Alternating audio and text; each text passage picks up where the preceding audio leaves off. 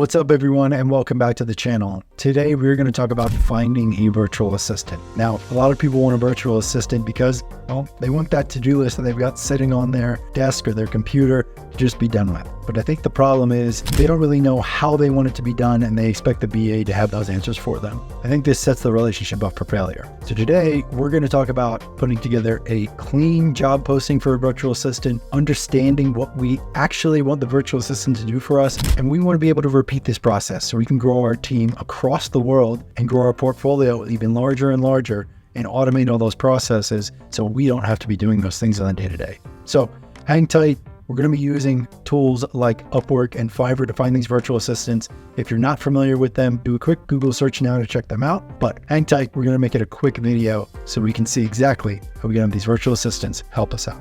Let's do it.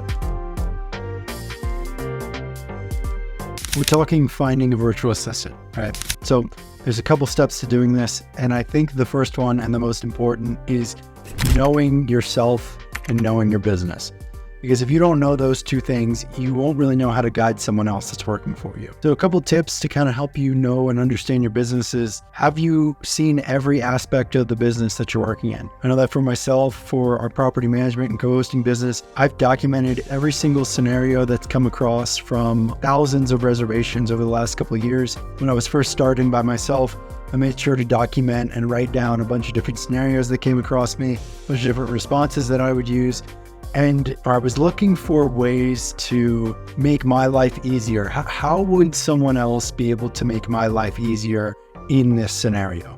That's a good question to ask. Write this stuff down and come up with a process for it.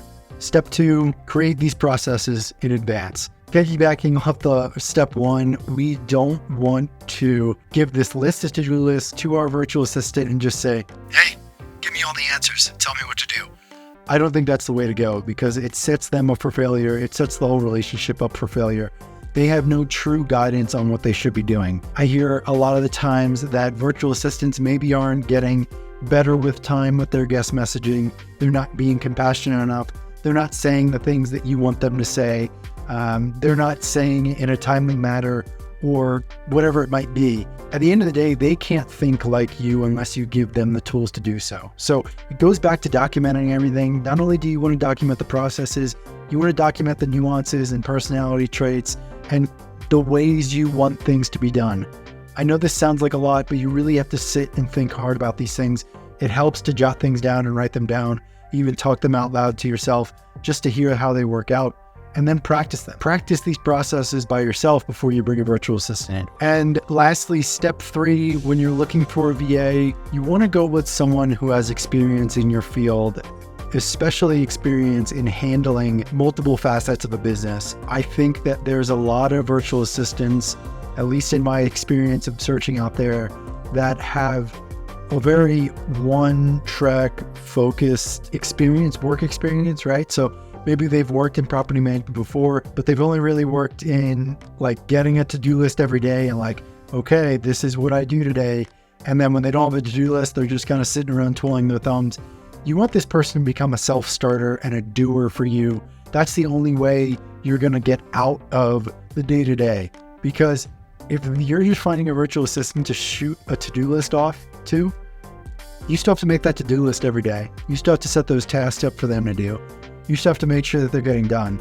You want to make it so that that virtual assistant is doing those things before you even have to ask, and they know how to do them really well. So understanding the experience level of the virtual assistant that you're getting is super important. I'll say that a virtual assistant is only as good as the guidance that they are given. You cannot expect them to have all the answers. You have to have a lot of the answers before you go into it. I know that might not be what you want to hear, but I promise you, going into it, putting more effort into the setup, the job posting, and what you actually want to get out of this person. Remember, this is going to be a relationship. It should be mutually beneficial. You should want to further their career as much as they are going to want to help you and further your business. So I hope this was helpful. Go out there on Upwork and Fiverr, check some things out, look around for freelancers. Trust me, there are thousands, millions of them all over the world. There's some amazing ones out there. They're waiting for you to come and find them and bring them onto your team. So good luck and let me know how it goes in the comments below. Peace.